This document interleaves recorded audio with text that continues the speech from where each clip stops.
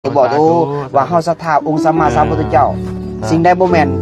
คนหน่อยบ่เดินตามได้ก็หน่อยถึงจะยังก็แล้วแต่คันว่าผู้ใดที่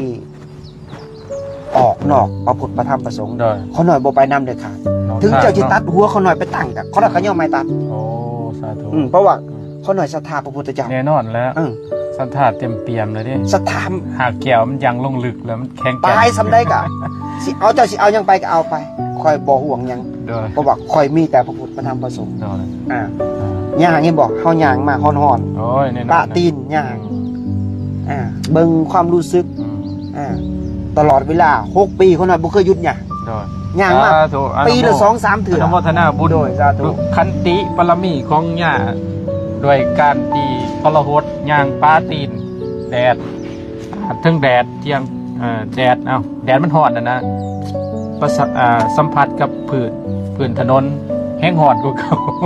อันเวลาหย่างเด้อนี่เวลาปลาตีนเนี่ยมันเป็นยาได้เขาหน่อยยาวิเศษยายังคือเอาเลือดเนี่ยลงที่ปลายตีนเนี่ย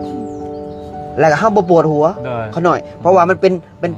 นวดให้มันนวดให้เขาหน่อยมันนวดให้เนี่ยมันแข็งเนี่ยมันนวดให้อันนี้เป็นยาวิเศษเด้อญาติโยมเด้อเพราะว่าเขาหย่างปะแหน่มันเจ็บกับใส่มันหน่อยนึงอย่าปล่อยมันเนาะอย่าปล่อยให้มันแตกสลายเขาต้องมีปัญญาเวลามันร้อนตัวล้นมันลึงได้เขาหน่อยมันลึงโอ้กิเลสมันมาปุ๊บเอาปล่อยเลยปล่อยเกิดมันก็ยางมันปุ๊บมันขาดสติได้เขาหน่อยขาดสติยังได้ปล่อยเกิดถ้าว่ามีสติกะเขาใส่ให้มันหน่อยนึงใส่มันดีใจดีใจนึงปุ๊บถ้ามันขาดสติโป๊ดเกิดยางอันนี้เนี่ยนี่สูตรของเขาหน่อยได้เขาหน่อย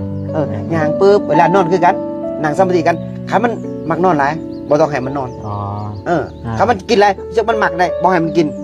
สวนมันตลอดเลยสวนทางเนาะสวนทางตลอดสวนกระแสนี่แหละเขาเกิดมาเพื่อปฏิบัติ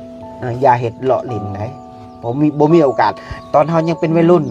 เขายังมีเหือมีแห้งกันหน่อยร่างกายยังไม่ทันตายเป็นบอกยังบ่แตกสลายยังบ่เจ็บยังบ่ป่วยเกี่ยวเห็ดเดี๋ยวนอนดมอกซีแล้วบ่มีโอกาสมันตัวสิรวยมันได้เงินก็บ่เอาแล้วตอนนั้นเนาะต่อให้เจ้ามีเงิน100 ล้านเจ้าก็ซื้อลมหายใจเมื่อวานยังบ่ได้แน่นอนนะต่อให้เจ้ามีเงิน1,000 ล้านเจ้าก็ซื้อลมหายใจเมื่อวานยังบ่ได้ตัวนี้แหละ